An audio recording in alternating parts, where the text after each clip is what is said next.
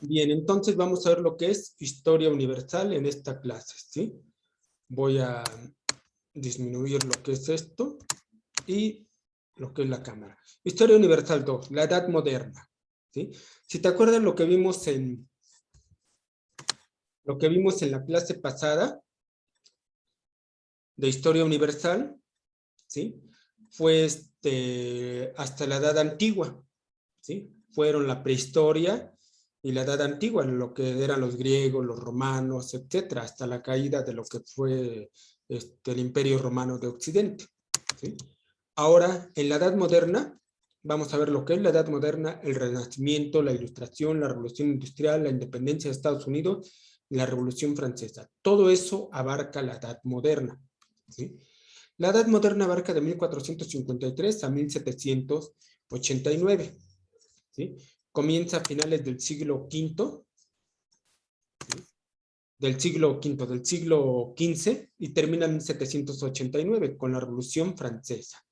Los hechos principales que se ven en la Edad Moderna es que el hombre ya cambia de ser la época medieval en la cual todo era centrado a Dios, va a cambiar más a lo que va a ser el humanismo, a lo que va a ser el conocer a la gente. Y se van a dar las grandes revoluciones que van a formar los estados modernos. Anteriormente eran estados antiguos, o como se les dicen los historiadores, el antiguo régimen, en el cual los reyes eran los que dominaban, ¿sí? Y justamente en 1789 la Revolución Francesa es lo que va a formar lo que es el mundo moderno, va a ser la culminación de este mundo moderno, ¿no? Y en esta edad moderna incluye el Renacimiento europeo, en el cual los europeos van a empezar a hacer obras de arte, van a empezar a hacer nuevos descubrimientos, lo que es el descubrimiento de América en 1452 por Cristóbal Colón, Galileo Galilei, lo que es Leonardo da Vinci, todas las obras y pinturas que vamos a tener, todo lo que es ahora centrado en el arte, ¿sí? Anteriormente todo lo que se hacía de arte era representado hacia Dios y ahora el ser humano, el hombre, va a ser el centro del universo. Es uno de los cambios radicales. Y además vamos a tener, gracias a lo que es la invención de la imprenta, que todas esas ideas se van a difundir. Todas esas cosas, todas las ideas que van a tener los grandes pensadores, va a ser de mayor difusión. La Edad Moderna de 1453 al 76, en el continente americano, en lo que es América, el fin de la Edad Moderna va a ocurrir con lo que es la independencia de los Estados Unidos de América en 1776, o bien para cada país su independencia, ¿sí? La independencia de Hispanoamérica, México, Argentina, Uruguay, Colombia, Venezuela, Perú, todos los países hispanoamericanos, en el momento de su independencia es ahí donde termina la Edad Moderna. Todo va a ser un cambio radical, ¿sí? Entonces ahí en lo que es América Latina van a haber cambios. Ahí, entonces, la Edad Moderna, algunos libros los vas a ver que te dicen que termina con la Revolución Francesa, ¿no? En 1789. Y otros libros te van a decir, bueno, la Edad Moderna aquí en América termina en 1776 y aquí, por ejemplo, en México podríamos decir que fue en 1810 o en 1821 cuando México logra su independencia y entonces cuando somos independientes ahí termina la Edad Moderna y empieza la Edad Contemporánea, ¿sí? Bien, eso es la Edad Moderna. Los sucesos que ocurren en la Edad Moderna. En la Edad Moderna vamos a tener que va a ocurrir la reforma religiosa. En la reforma religiosa, anteriormente todo estaba basado en los papas, ¿sí? Y va a ocurrir un cambio radical gracias a Martín Lutero y Juan Calvino, que van a proponer cambios en la forma de hacer los sacramentos religiosos, ¿no? Y esa reforma religiosa va a afectar tanto al catolicismo que van a tener que hacer un concilio en Milán y van a transformar totalmente la forma de hacer religión, ¿no? Otra de las cosas que ocurre en esta edad moderna es el renacimiento. El renacimiento es el renacer del ser humano. Anteriormente, todo lo que era la obra que se realizaba era en la época feudal, estaba centrada en Dios, todo era Dios, la Biblia y todo era el estudio de Dios. Con el Renacimiento voltean a ver a lo clásico, a la literatura grecorromana, y van a empezar a hacer obras de arte, y todo el pensamiento va a estar basado en el razonamiento, como lo hacían los filósofos griegos, como lo hacían los romanos. Otra de las cosas que ocurre dentro de la Edad Moderna es el humanismo. De nuevo, ahora se va a centrar en el ser humano. Todo va a ser ahora el ser humano. Ya no va a ser el centro del universo, ya no va a ser Dios, sino va a ser el ser humano. Otra de las cosas es la revolución científica. Dado que el hombre empieza a descubrir, a que se rompen los dogmas de que la Tierra era el centro del universo, y con los viajes de Cristóbal Colón, al descubrir un nuevo continente, y todos los demás, Américo Vespucio, Magallanes y demás, que dan la vuelta al mundo, van a descubrir que el mundo es distinto a como se había puesto.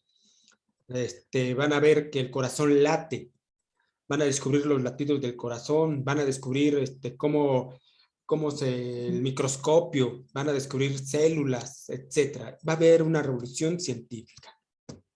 Va a ocurrir también la ilustración. La ilustración son un cambio en las ideas, cambio en la filosofía, en la forma de pensar, y van a haber varios ilustrados, que vamos a verlos ahorita. También dentro de esto, dentro de la Edad Moderna, ocurre la revolución industrial. Gracias a la revolución científica y a la ilustración, van a construirse máquinas que van a simplificar el trabajo del hombre, y eso va a ocurrir en Inglaterra. También dentro de los sucesos de la Edad Moderna es que ocurre lo que es el barroco.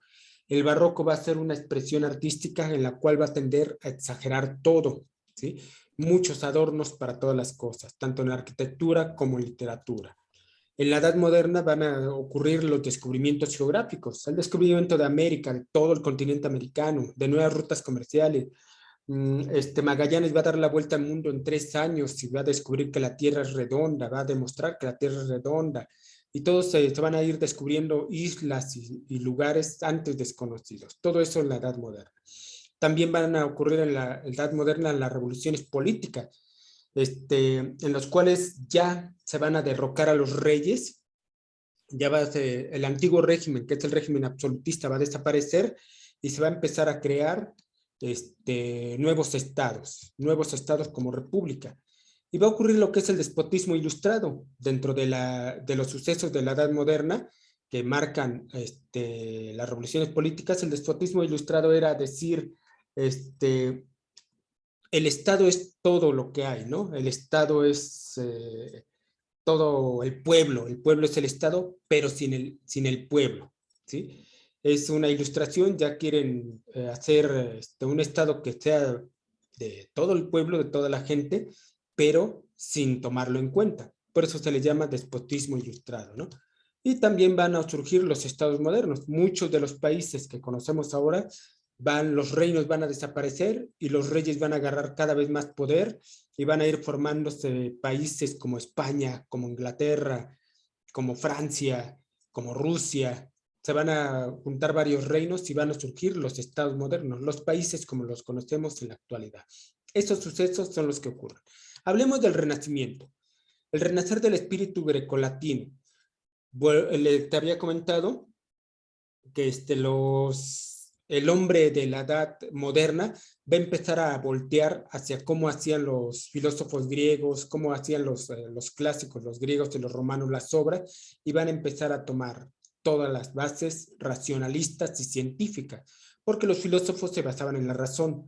Entonces el Renacimiento es tomar esa actitud de razonar o racionalista y de hacerlo todo con el método científico. También va a haber dentro del Renacimiento el gusto por el arte y la recreación estética. Van a surgir las grandes obras de arte del Renacimiento. Van a surgir pinturas, esculturas y demás, basadas en la forma en que lo hacían los griegos, ¿sí? El humanismo, la tendencia a revalorar los ideales del pasado. Como te decía, van a voltear hacia lo grecolatino, hacia la cultura griega, ¿no? Y también una de las cosas que va a ayudar mucho a la difusión va a ser el invento de la imprenta. En 1450, Johannes Gutenberg, ¿sí? Ese señor va a inventar lo que es la imprenta de tipo inmóvil. Y ahora todas las ideas de todas las gentes, de todos los filósofos y demás, se pueden copiar rápidamente para la difusión rápida de las ideas. Eso es lo que ocurre en el Renacimiento, el renacer del ser humano. También dentro de la época moderna hablamos de los grandes descubrimientos, el descubrimiento de América. Esto ocurre el 12 de octubre de 1492. Cristóbal Colón va a capitanear sus 3 carabelas, la Niña, la Pinta y la Santa María, dado que Isabel de Castilla y Fernando de Aragón se casaron y van a pedirle a él que vaya y descubra una nueva ruta para las Indias y se va a topar con América, ¿no? Entonces, ese descubrimiento va a ser parte importante para un choque entre culturas, ¿no? Y se van a descubrir nuevas tierras y se van a hacer nuevos descubrimientos.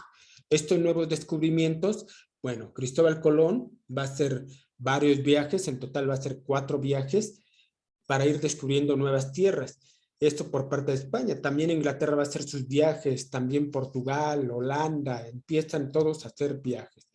Las rutas comerciales van a surgir gracias a esos descubrimientos. Tenemos el mundo islámico, el imperio chino, y vamos a tener descubrimientos de rutas comerciales por parte de Diego Cao, de Bartolomé Díaz, de Vasco de Gama, las rutas españolas que estableció Colón, Fernando Magallanes y Elcano, que dieron la vuelta al mundo, y Juan Caboto, Giovanni da Verrazzano, todos ellos van a ser las rutas comerciales.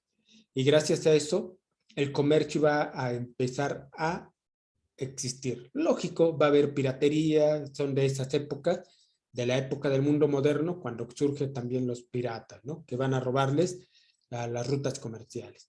Todo esto ocurre dentro de la época moderna. La reforma y la conquista. Otra de las cosas que marcan la Edad Moderna es que Martín Lutero va a iniciar lo que se conoce como la reforma protestante.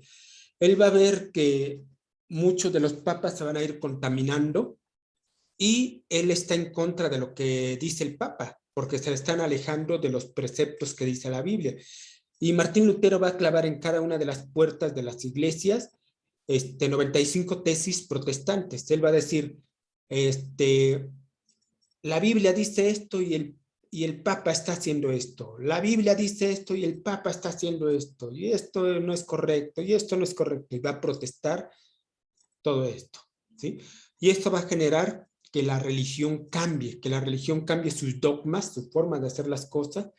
Y con el concilio de Milán van a cambiar y van a reformar sus dogmas, ¿sí? Eso va a ser una parte importante de la reforma protestante. Otra de las cosas, la conquista. En 1521 ocurre que Hernán Cortés conquista México, ¿sí? Entonces, primero Johannes Gutenberg con la imprenta, en 1517 Martín Lutero con la reforma protestante y Hernán Cortés conquista México unos años posterior, va a hacer la gran matanza en la Gran Tenochtitlán, ¿sí? Entonces, estos son partes del mundo moderno. La monarquía absoluta es otra de las cosas que tenemos dentro del modernismo. Dentro de la monarquía absoluta tenemos al rey que representa todo el absolutismo. El rey Luis XIV, él decía, el Estado soy yo. Él tenía un control total sobre la nobleza, designaba quiénes eran los duques, quiénes eran los nobles, los caballeros, él tenía todo. Luis XIV va a ser un representante. En realidad, muchos de los reyes o los reinos que se van teniendo, existían distintos reinos y todos se iban a ser sometidos por los reyes absolutistas, ¿sí? ¿Qué buscaba la monarquía absoluta? El control total de la administración, los dineros, ¿sí? ¿Con qué objeto? Con el objeto de recaudar impuestos, dineros, joyas, tierras. ¿Para qué? Para hacer su vida más llevadera de los reyes y los grandes monarcas. También la monarquía absoluta va a tener un control total de la iglesia y de la religión. Tanto así que ahora, por eso va a surgir la reforma protestante. ¿Por qué? Porque los reyes controlaban todo lo que decía prácticamente la religión, ¿sí? La religión estaba apoyando a los reyes y los reyes apoyaban a la religión, ¿sí? Va a haber lo que es en cuestión de la economía un mercantilismo, debido a que se abren varias rutas comerciales y demás. Ahora lo que busca la monarquía absoluta es tener mayor comercio, mayor control de comercio y cobrar diezmos, impuestos, quintas reales y demás a sus súbditos a ir acumulando cada vez más riqueza. Para ello va a utilizar la propaganda que utiliza, que es con el control de la iglesia, de el rey es el máximo monarca, el rey ha sido puesto por Dios. También el objetivo de esa propaganda es reforzar la autoridad del rey, y para reforzar la autoridad del rey también refuerza el ejército. ¿Para qué reforzar el ejército? Pues para recaudar impuestos, ¿sí? Se buscan recaudar más impuestos y para ello van a tener resistencia. ¿Quiénes se resistían? La nobleza y la burguesía, y también va a ser una justificación en parte de la propaganda: Dios da el poder, ¿sí? Entonces la autoridad del rey es, con la justificación, la propaganda de que Dios da el poder, va a recaudar más impuestos, ¿sí? Todo esto va a generar una olla de presión en todos los reinos absolutistas, debido a guerras, a batallas y demás, ¿sí? Aparte va a ocurrir la ilustración. ¿Qué ocurre en la Edad Moderna? La ilustración. En este periodo los ilustrados buscaban que toda la sociedad tuviera cultura, que todos leyeran. Decían, el hombre debe ser libre, tiene un derecho inalienable a la libertad. Eso lo decía Juan Jacobo Rousseau, ¿sí? Entonces los ilustradores eran filósofos, pensadores que decían, oye, no es correcto dejarle el poder a un solo hombre. Ve todo lo que está haciendo, nos están cobrando muchos impuestos y no es justo, no es correcto, ¿no? Entonces, en 1751 se publica la enciclopedia. Va a ser escrita por Diderot, D'Alembert, Voltaire, Rousseau, Montesquieu y Locke. Todos ellos van a expresar sus ideas en unos escritos que son como tipo periódico, ¿sí? Y van a ir difundiendo las ideas. Se van a juntar gentes a leer y a estar difundiendo todas estas ideas, ¿sí? La enciclopedia buscaba dar cultura a toda la gente. De ahí, dentro del periodo de la Ilustración, Carlos Luis de Montesquieu, en su obra El espíritu de las leyes, va a establecer la doctrina política de la separación del poder del Estado en tres poderes, como lo hacían en Roma, ¿sí? En poder legislativo, ejecutivo y judicial. El legislativo, el que hace las leyes; el ejecutivo, el que ejecuta las leyes; y el judicial, el que juzga a quienes no cumplen las leyes. Entonces, ese tipo de ideas son retomadas de la literatura clásica, de los grecolatinos, de la literatura greco-romana, y Montesquieu vuelve a retomar esa idea, ¿sí? Por eso te decía que voltean hacia el pasado, voltean hacia el humanismo y dicen, ¿sabes qué? El poder no debe estar en un solo hombre. Ve lo que están haciendo estos reyes, ¿sí? Todos los impuestos y demás. Lo correcto sería que alguien hiciera las leyes, que otra persona las ejecute y que otra persona los juzgue, porque antes el rey era el que hacía las leyes, el que ejecutaba las leyes y el que juzgaba, ¿sí? También otro de los ilustradores va a ser Juan Jacobo Rousseau. Él va a publicar El contrato social, ¿sí? Y llega a la conclusión de que el hombre es un ser libre por naturaleza y tiene un derecho inalienable, o sea que nadie se lo puede quitar, a la libertad. Ese es el contrato social, escrito por Juan Jacobo Rousseau, ¿sí? Él dice, ¿sabes qué? El contrato social, nosotros vivimos en un estado, en un lugar, entonces podemos establecer ciertas reglas y podemos elegir a nuestra gente, y es como un contrato. Nosotros nos obligamos a cumplir este contrato y el monarca o el rey se encarga, también suscribe este contrato y se encarga de cumplir las leyes que de él emanen. Es como una constitución. Órale, se constituyen los poderes y de ahí surgen las primeras constituciones. Esto surge en la época moderna con la Ilustración. Otra de las cosas que surgen en la época moderna es la Revolución Industrial. La revolución industrial tiene su origen en Inglaterra, por allá por 1750. Va a surgir en lo que es el capitalismo. El capitalismo es el acopio de capital como eje de la vida económica. Lo que se busca es juntar dinero.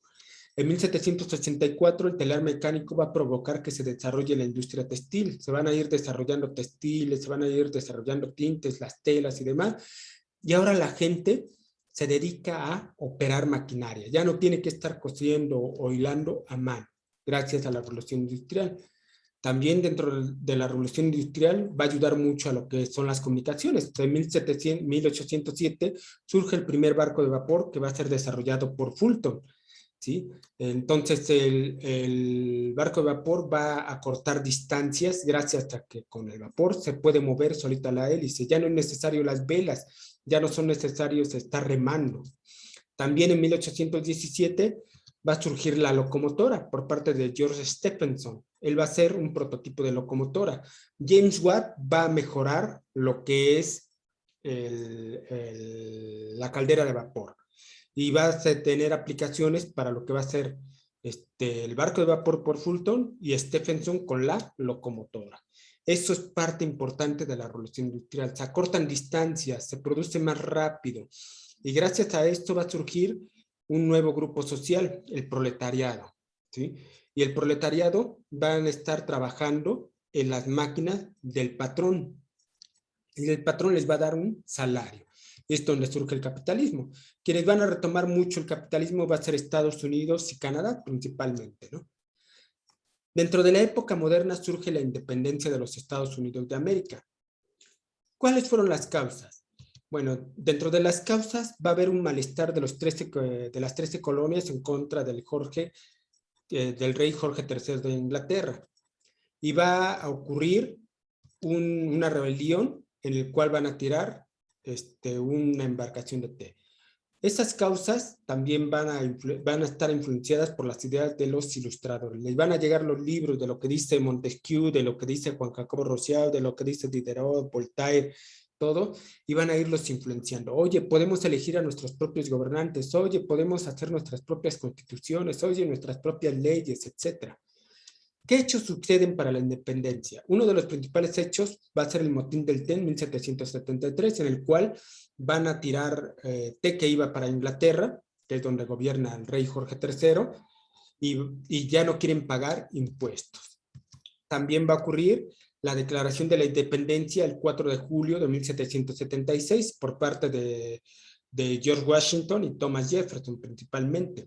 Y ellos van a empezar a declarar la independencia. ¿Sabes qué? Ya no vamos a pagar impuestos, podemos elegir nuestros propios gobernantes y hacer nuestras propias leyes, ¿no? Y esto va a traer como consecuencia que se firma el Tratado de Versalles en 1783, en el cual Inglaterra reconoce la independencia de Estados Unidos, ¿sí? Entonces, las causas, malestar, influencia de las ideas ilustradas. Empieza con el motín del té, la declaración de independencia del 4 de julio del 76 y por fin la independencia que les va a llevar 7 años independizarse a Estados Unidos. Ello va a provocar que surja la primera constitución mundial, la primera constitución de un país, en el cual la constitución de los Estados Unidos de América va a poner lo que es el sufragio, la votación, va a poner la división de poderes, poder ejecutivo, legislativo y judicial, va a establecer una república federal con cada estado que va a poner sus propias leyes, pero basadas en una federación en la cual todos van a estar unidos bajo una misma constitución y va a provocar también la Carta de los Derechos del Hombre, ¿sí? Eso va a ser la Constitución de los Estados Unidos.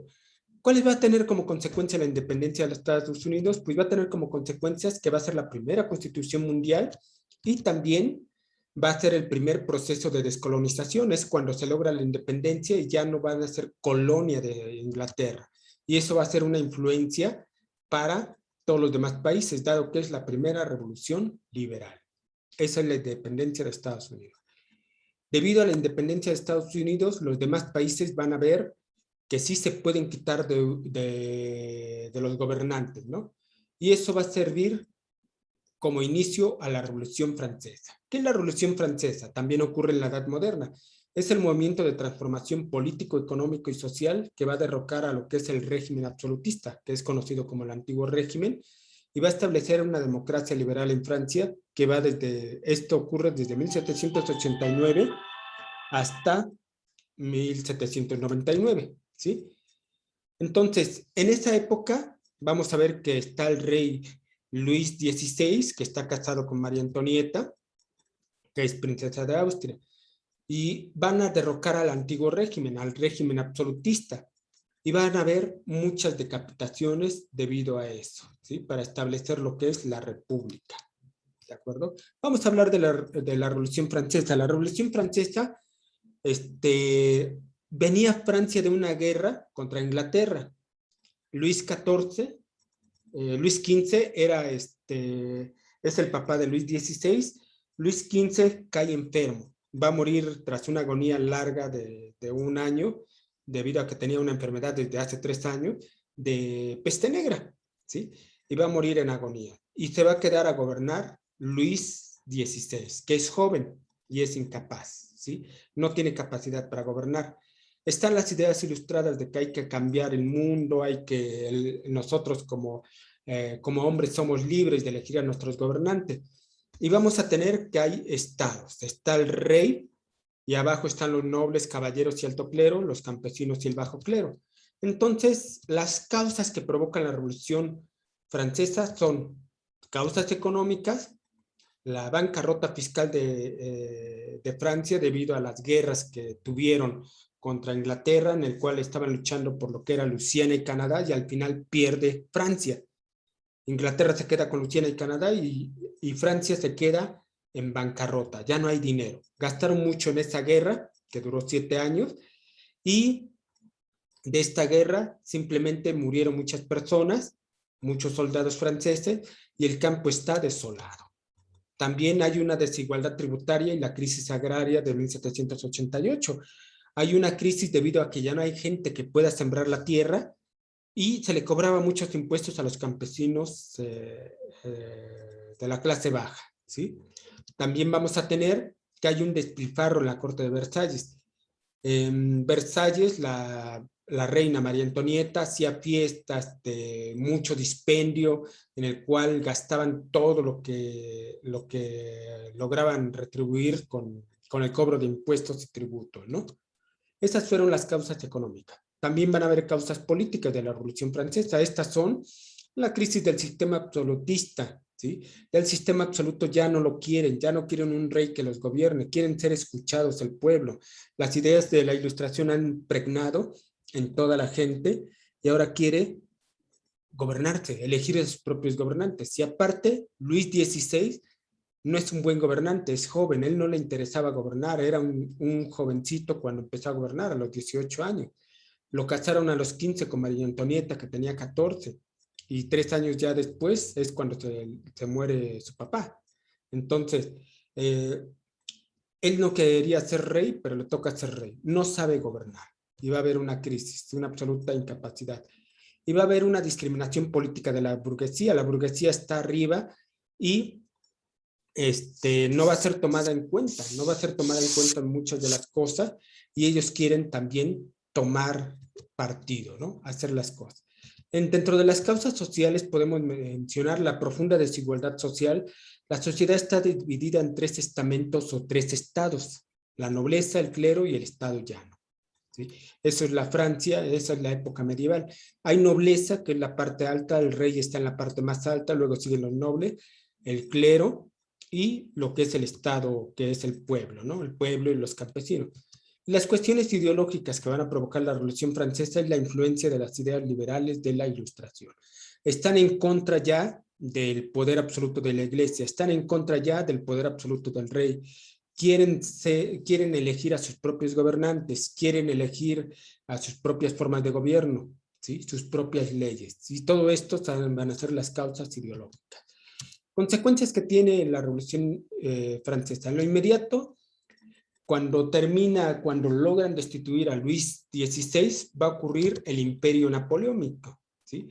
Napoleón Bonaparte va a ser uno de los generales que va a conquistar muchas partes de Europa. El objetivo de Napoleón Bonaparte en un inicio era eliminar todos los reinos absolutistas y que el pueblo pudiera elegir a sus propios gobernantes, establecer república en España, establecer república en lo que era Austria, establecer repúblicas en Varsovia, en Italia, y para eso va a ir llevando a sus ejércitos para liberar a los demás pueblos de los poderes absolutistas, y eso es el imperio napoleónico. La idea, al parecer, era buena, sin embargo, la ejecución es mala, ¿no? Va a conquistar España. Todo lo que vemos ahí en el mapa son sus conquistas de Napoleón. Napoleón va a ir perdiendo poder poco a poco, va a llegar a ser primer cónsul de Francia, ¿no? Otra de las consecuencias de lo que es la Revolución Francesa va a inaugurar la lucha entre los principios liberales y el absolutismo monárquico, ¿sí? Entre la realeza y la burguesía. Debido a la Revolución Francesa ahora va a haber luchas en las cuales el pueblo quiere tomar parte del gobierno, ¿sí? El imperio napoleónico, te decía, va a conquistar varios lugares. Y estas consecuencias de la Revolución Francesa, los ideales se van a ver reflejados en los procesos revolucionarios de Europa y de América. Todos los países van a querer elegir a sus propios gobernantes. Van a luchar muchos contra los reyes y van a irlos quitándole poder. Dentro de esto va a ser, por ejemplo, lo que sucede aquí en México. Ya no vamos a ser gobernados por Felipe VII y vamos a iniciar la independencia de México, ¿no? Estas son consecuencias. Otra de las consecuencias son la Declaración de los Derechos del Hombre y el Ciudadano, ¿sí? Esto, ya una vez que se logra la Revolución Francesa, va a ser aprobada una Asamblea Nacional Constituyente en Francia el 26 de agosto de 1789 y es uno de los documentos de los fundamentales de la Revolución Francesa. En ella se establece la protección de los derechos naturales e imprescriptibles del hombre. No se les puede, imprescriptibles del hombre, no se les puede quitar esos derechos. Esos derechos son derecho a la libertad, derecho a la propiedad. Tú tienes derecho a ser libre, caminar libremente por donde quieras, porque eres libre de tránsito. Tienes derecho a tener una parte de terreno que sea tuyo, que te tienes derecho a rebelarte contra la opresión y el principio de que toda soberanía reside esencialmente en una nación, en el Estado. Esos son los principales puntos que habla la Declaración de los Derechos del Hombre y el Ciudadano de Francia, ¿sí? Y va a ser una de los documentos importantes que se toman en cuenta aún en la actualidad para lo que son la Declaración de los Derechos Humanos. ¿Sí? Conclusión. ¿Qué aprendimos? ¿Listo? ¿Sí? Muy bien. Relaciona los personajes y los eventos. Juan Gutenberg, ¿qué hizo?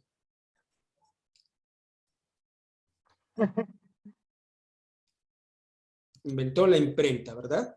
Ah, sí, en 1450. Gutenberg inventó la imprenta. Entonces es uno con B, uno con C. ¿Sí? Ahí tenemos esta dos respuestas con C. Martín Lutero. La reforma. No, pues, sí, cuestionario aquí en la pantalla. Es la 1, la 2 con A. Y Cristóbal Colón, descubrimiento de América. ¿Sí? Me parece la declaración de... ¿Cómo? En la pantalla me aparece la declaración de Detroit, del doctor. ¿En la pantalla te aparece qué, perdóname? Una declaración. ¿Una qué? Declaración de Detroit, algo así. O sea, ¿no se ve bien? No, no me aparece nada. ¿No te aparece? No. A ver, vamos a ver. Me aparece la declaración de los Está pausado, permíteme tantito.